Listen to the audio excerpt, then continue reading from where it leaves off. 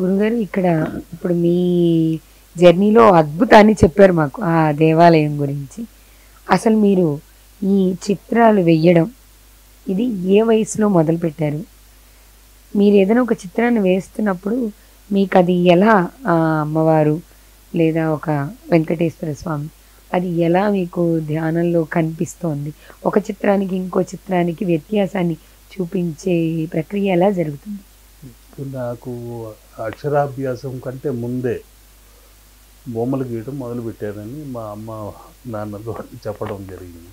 అంటే 3 సంవత్సరాలు కంటే ముందు. ఆ దీనిలోనే వాళ్ళు ఆ ముగ్గు పిండి రంగవల్లి వేసేటప్పుడు పక్కన పెడితే దాన్ని కింద పడేసి దానిలోనే ఏదో చిత్రమైన రూపాలను దిద్దటము ఇటువంటివి చేయటము పిచ్చి పిచ్చి గీతలు గీయటం జరిగితే అప్పుడు ఫాదరు వీడు పెద్ద చిత్రకారుడు అవుతారు అని అంటూ ఏదో మెచ్చుకోవటం అటువంటివి జరిగినాయి. ఇప్పుడు మా ప్రతి ఇంట్లోనూ ఒక్కొక్క చిత్రకారిణి మీకు తెలిసే ఉంటుంది. ప్రతి ఒక్కరు ప్రతి స్త్రీ భారతదేశంలో ఒక చిత్రకారిణి. ఎందుకంటే ఇంటిని తీర్చిదిద్దేది అందంగా స్త్రీయే. రంగవల్లులు అనేది వేసేది కూడా స్త్రీనే, మగాళ్ళు లేరు కదా. ఆ రంగవల్లులు వేయాలన్నా వాళ్ళకి జియామెట్రికల్ నాలెడ్జ్ కూడా ఉండాలి. ఆ చుక్కలు పెట్టి దాన్ని అందంగా కలపాలి. రథం ముగ్గనో ఇంకే ముగ్గనో గీస్తూ ఉంటారు. ఆ ముగ్గులు వేయటానికి కూడా ఒక చిత్రకళ లాంటిది. ఒక ఇంటికి పసుపు కుంకుమ అవన్నీ పెట్టి పచ్చటి తోరణాలతో అలంకరించటము ఆ స్త్రీ కేసు చెల్లుతుంది. కాబట్టి నవవర్ణాలని అలంకరించుకునేది కూడా స్త్రీనే. పుష్పాల నుండి కాటుకు పెట్టుకోవడం రంగు నుండి ఎర్రటి బొట్టు నుండి మెట్టెల నుండి బంగారం నుండి అన్ని నవవర్ణాలు ఒక స్త్రీమూర్తిలో మన భారతదేశంలోనే ఉంటుంది, ఏ దేశంలోనూ లేదు. అటువంటి పవిత్రమైన శక్తివంతమైన దీనిలో నేను పుట్టినందుకు గర్విస్తూ మా అమ్మని ఆదర్శంగా తీసుకున్నాను. ఆమె వేసే ప్రతి రంగవల్లి నేను గీయటం మొదలుపెట్టింది. ఆమె చేసే ప్రతి పనిని నేను ఆరాధించడం మొదలుపెట్టాను. ఇట్లా మా అమ్మ కూడా గురువే, నాన్న గురువే. నాకు గురువు అనుకోకుండా ఒక సిద్ధయోగి దొరికాడు. ఏబిసిడీలు ఓనమహాలు రాయక ముందే ఆయన ఒడిలో పెరగటం కూడా జరిగింది. ఆయన వచ్చి మా తండ్రి గారు, ఆయన కూడా గురుస్వామి ఆయన పేరు. ఆయన సిద్ధ యోగిగా ఉండి కొన్నేళ్ళు ఊరొదిలి వెళ్ళిపోయి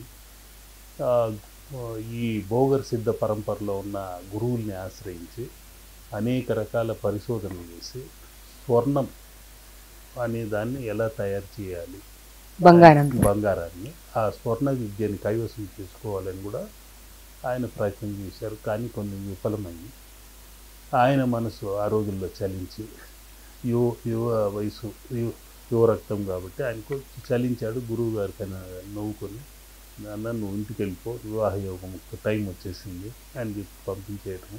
ఆయన కేరళ నుండి నడుచుకుంటూ వచ్చాడు తిరుపతి వరకు, ఏడుస్తూ నడుచుకుంటూ వచ్చాడు. ఆయన వచ్చేసరికి ఆయన వెళ్ళింది 9 ఏళ్ల వయసులో, తిరిగి వచ్చింది 16 సంవత్సరాలకి, 16వ వయసులో. ఆ జటాజుటాలతో వచ్చేసరికి అందరూ ఎవరో పెద్ద స్వామీజీ వచ్చారని అందరూ వీళ్ళ అమ్మా నాన్నే ఆ కాళ్ళ మీద పడేసరికి నేను మీ అబ్బాయినే అని ఈయన చెప్పటము, ఏడ్చి పెడబొబ్బలు పెట్టి వివాహం చేయటము అవన్నీ జరిగింది. ఆ తర్వాత ఆయన అందజేసిన అనుగ్రహము, ఆయనకున్న స్నేహితులు సిద్ధయోగులు ఉండేవాళ్ళు, వాళ్ళతోనూ ఆడుకుంటూ పాడుకుంటూ పెరిగారు. వాళ్ళు అప్పుడు ఆ సిద్ధ తత్వాన్ని మనకు అందజేసి వాళ్ళ అనుగ్రహించినందువల్ల వాళ్ళ యొక్క ఆ మంత్ర విధానము, తంత్ర విధానము, యంత్ర విధానము అన్నీ తెలియజేసేవాళ్ళు. వాళ్ళ భాషలో వాళ్ళు కొన్ని కోడ్ లాంగ్వేజ్ ఉండేది, వాళ్ళు మాట్లాడుకునేవాళ్ళు, ఏ విధంగా ఆ ట్రాన్స్లోకి వెళ్ళేవాళ్ళు. ఈ విధంగా ఒక్కొక్కటి వాళ్ళ మధ్యలోనే పెరగటం వల్ల కొన్ని ఆ విద్యలు కాస్త నేర్చుకుంది పిడికిడే, ఇంకా నేర్చుకోవాల్సింది సముద్రం అంత ఉంది. కాబట్టి నాకు తెలిసిన మన సనాతన ధర్మంలో ఉండే మర్మాన్ని ఒక పుస్తక రూపంలో తీసుకురావాలని కూడా ప్రయత్నం చేస్తున్నాను, త్రికాల జ్ఞానము అని. ఓకే. అది కొన్ని వందల ఎపిసోడ్లో దీని గురించి కూడా చెప్పాను. మన సనాతన ధర్మంలో అనేక మర్మాలు ఉన్నాయి. అది కాలగర్భాన కలిసిపోకూడదు. మన సనాతన ధర్మాన్ని కాపాడుకోవాలి, సాంప్రదాయాన్ని కాపాడుకోవాలి. అందుకని ఈ ఆలయం అనేది చతుషష్ఠి కళా నిలయంగా పెట్టాం. ఓ 64 అది కళలు. 64 కళలకు సంబంధించింది సాందీప మహర్షి శ్రీకృష్ణ కృష్ణ పరమాత్ముడికి నేర్పించాడు. ఆయన భగవంతుడు కాబట్టి సునాయాసంగా 64 నేర్చుకోగలిగాడు. రోజుల్లోనే నేర్చుకున్నాడు. కానీ మనకు 64 జన్మలు ఎత్తాలి. నేను ఆ విధంగా నేర్చుకోవాలని ఆయన సిద్ధ గురువుల ఆజ్ఞతో 16 కళల వరకు వెళ్ళా. జ్యోతిష్యం అని, రత్నశాస్త్రం అని, చిత్రకళ అని, సాహిత్యం, ఇటువంటివన్నీ ప్రయోగాలు చాలా చేసి ఇంగ్లీష్లో ఏదో ఒక సామెత ఉంది, jack of all none of one అనేదో ఉంది కదా. ఆ విధంగా అన్నిట్లోనూ ప్రవేశంతో ఎటు కాకుండా అయిపోయింది. మళ్ళీ కొద్ది రోజులు సిద్ధయోగులతో తిరగటము, తమిళనాడులో ఎక్కడెక్కడ సిద్ధయోగులు ఉన్నారో వాళ్ళు వెనక వెళ్ళిపోవటము, అక్కడ వాళ్ళకి తెలిసిన సాధన విషయాలు ఇవన్నీ చేసుకుంటూ ఇంకా ధ్యాన మందిరం అక్కడే పెట్టడం జరిగింది చెన్నైలో. ఓకే. అప్పుడు అనుకోకుండా ప్రత్యంగిర అమ్మవారి సాక్షాత్కారంతో అక్కడ ఒక ఆలయ నిర్మాణం చేయించటము.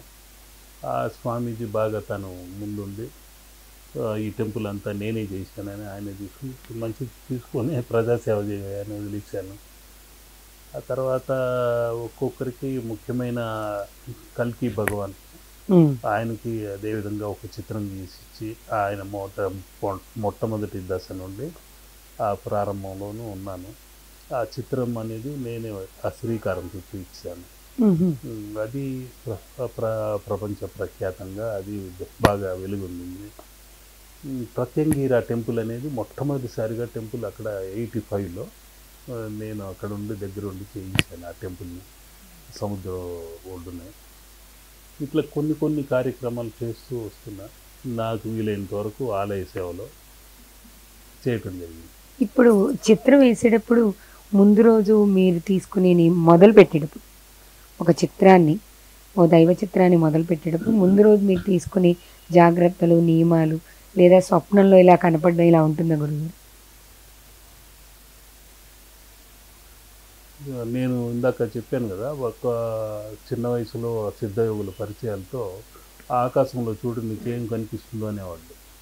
ఒక పెన్ను పేపర్ ఇచ్చేస్తే ఆకాశంలో చూస్తే ఆ మబ్బులు కదులుతూ ఉంటే ఒక హనుమంతుడు సంజీవిని పర్వతాన్ని పట్టుకొని పోతున్నట్టు కనిపించింది అంటే చూద్దాం అనేవాడు. ఆ చిత్రాన్ని గీసేవాడిని అప్పటికప్పుడు. అదేవిధంగా కొన్ని ఆ గోడ మీద ఏదో మరకలు ఉన్నాయి చూడు ఏ విధంగా ఉందో అంటే దాన్ని బట్టి ఒక చిత్రాన్ని గీసి ఒక గణపతి చిత్రాన్ని, కొంతమందికి శివలింగంలోను, కొంతమందికి వెంకటేశ్వర స్వామిలోను. అదేవిధంగా నేలపైన కొన్ని మరకలు, మార్బల్లో కూడా కొన్ని చారలు ఉంటాయి. అది ఒక విచిత్రమైన సర్పాకారము, ఇంకేదో ఒక ఆకారంలో కనిపిస్తూ ఉంటాయి. కొన్ని గరుడ పక్షిలాగా కనిపిస్తూ ఉంటాయి. ఆ విధంగా రకరకాల మూలికలు, ఆకులు తీసుకొచ్చి ఇచ్చేవాళ్ళు. సిద్ధయోగుల దగ్గరే పెరగటంతో వాళ్ళు ఆ క్షణంలో ఏం చెప్తే అది చిత్రించాలి. ఓం అంటే ఓంలో గణపతిని చిత్రించాలి. రమ్ అనే అగ్నిబీజాక్షరం, దానిలో ఒక అగ్నిదేవుడినో ఇంకేదో నరసింహస్వామి ముఖాకృతినో చిత్రించారు. ఇట్లా వాళ్ళు నాకు పరీక్షలు పెట్టేవాళ్ళు. వాళ్ళు పెట్టిన పరీక్షల వల్లనో సాధన వల్లనో ఒకే రోజులో 1000 చిత్రాలు నేను ఎందుకు వేయలేను అని సాహసం చేసి 95లో తిరుపతిలో బాలీ గారు అని అప్పుడు ప్రముఖ ఇలస్ట్రేషన్ ఆర్టిస్టు బాపు గారు, వీళ్ళ ఇద్దరిని ఇన్వైట్ చేశాము. బాపు గారు కొద్ది షూటింగ్ హడావుడిలో ఉండి రాలేకపోయారు. బాలీ గారు మాత్రం వచ్చారు. అప్పుడు 1000 చిత్రాలు వేయాలి అనే సంకల్పం ఎలా వచ్చింది? అది వర్ణ చిత్రాలు అంటున్నారు, ఏదో రేఖా చిత్రాలు కూడా కాదు. ఎలా వేయగలరు? మీ సాహసం ఏ విధంగా అని పేపర్ అనౌన్స్మెంట్ కూడా చేశారు అని ఆయన దిగిన వెంటనే బాలీ గారు అడిగారు విచిత్రంగా. ఏమన్నా అనుకున్నాను, సిద్ధయోగులందరూ నా పక్కన ఉన్నారనే ధైర్యం ఉంది నాకు, వాళ్ళే చేయిస్తారు అని చెప్పేసరికి 24 గంటల్లో 1000 చిత్రాల ఇది కుదిరే పనేనా అని ఆయన కూడా కాస్త భయపడ్డాడు.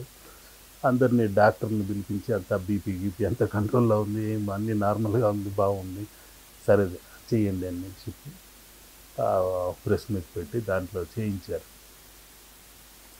24 గంటలు అనేది ఎక్కడ ఈ ఈ చిటికలోనే మనం బయటకు కూడా వెళ్ళకూడదు. ఉమ్మి వచ్చినా దగ్గు వచ్చినా దగ్గకూడదు.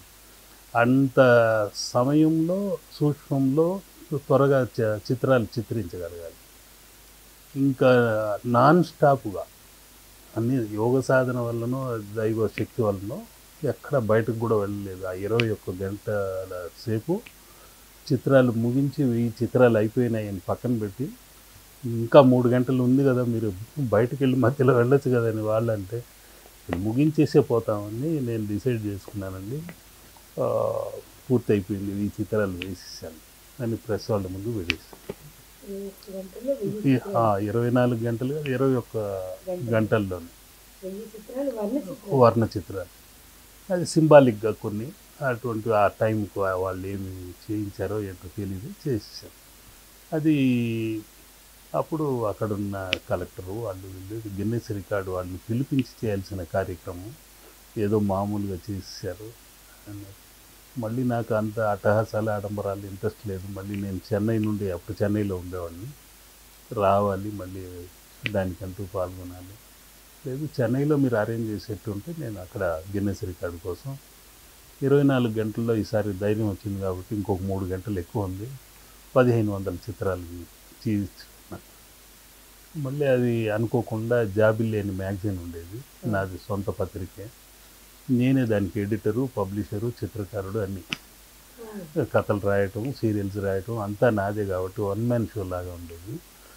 దాంతో ఆ బిజీలో ఉండి అది పక్కన పెట్టేసి, అది దానిలో వచ్చిన 5 సీరియల్స్ నేనే రాయాలి, స్టోరీస్ కొన్ని సగం నేనే రాస్తూ, అంటే ఏదో రాజులు ఒక రాజు ఉండెను, 7 చేపలు ఉండెను, అది ఇది అని కాకుండా దానిలో ఇన్ఫర్మేటివ్గా ఎటువంటి విషయాల్ని అందించాలి అని అనేక రకాల భాషల్లో ఉన్న జ్ఞానాన్ని సేకరించి ఆ స్టోరీస్లో కొద్ది విజ్ఞానం కూడా, వేదిక్ సైన్స్, హిస్టరీలో మిస్టరీ అని, పురాణంలో విజ్ఞానం అని, ఇటువంటి కొన్ని శీర్షికలు పెట్టడంతో ఉన్నట్టుండి చందమామ అనేది అప్పుడు లీడింగ్ మ్యాగజైన్, దానికంటే హైయెస్ట్ ఆ రేంజ్లో ఇది ఎదగడం మొదలుపెట్టింది. కానీ నేను ఒక్కడే అయినందువల్ల ఏమైంది, 1 మ్యాన్ షో వల్ల ఆ ధనం సరిగ్గా సేకరించలేక ఏజెంట్ల నుండి కొద్దిగా 13 ఏళ్ళు రన్ చేశా, ఆగిపోయింది. ఆ తర్వాత ఈ విరక్తి పుట్టి ఇవన్నీ వద్దు, మనం హ్యాపీగా ధ్యాన మందిరం పెట్టేసుకున్నామని ఒక మెడిటేషన్ సెంటర్ పెట్టి అక్కడ కొద్ది రోజులు రన్ చేశాను. అది ఆ చిత్ర ధ్యానం ఇటువంటివి చేస్తూ మళ్ళీ ఇక్కడికి వచ్చి 25 ఏళ్ళు అయింది. ఈ 25 ఏళ్ళలో ఈ చిత్ర ప్రదర్శనతోనూ ఒక్కొక్కరికి వాళ్ళకు తగ్గట్టుగా నక్షత్రయుక్తంగా అందరికీ ఆశీర్వదిస్తూ, వాళ్లకు అందజేస్తూ, వాళ్ళ నక్షత్రానికి గోత్రానికి తగ్గట్టు పూజిస్తూ అందజేస్తూ వస్తున్నాను. అవును, నేను ఇంట్లో పిల్లలు కూడా ఆర్టిస్టులే, వాళ్ళు స్టేట్ అవార్డీస్, నాది రాష్ట్రపతి అవార్డు ఉంది, మీకు తెలిసిందే. ఇంకా చివరికి మా మనవరాళ్ళు మనవడు కూడా ఆర్టిస్టులే, కళాకారులే. అన్నీ మంచిగానే జరిగింది ఇంతవరకు.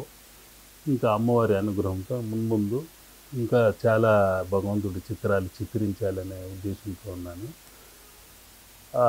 అందరికీ, సర్వజనులకు సర్వశుభాలు చేకూర్చాలని కోరుకుంటున్నాను. లోగా సంస్థ సుఖినో భవంతు. శుభం శుభం శుభం.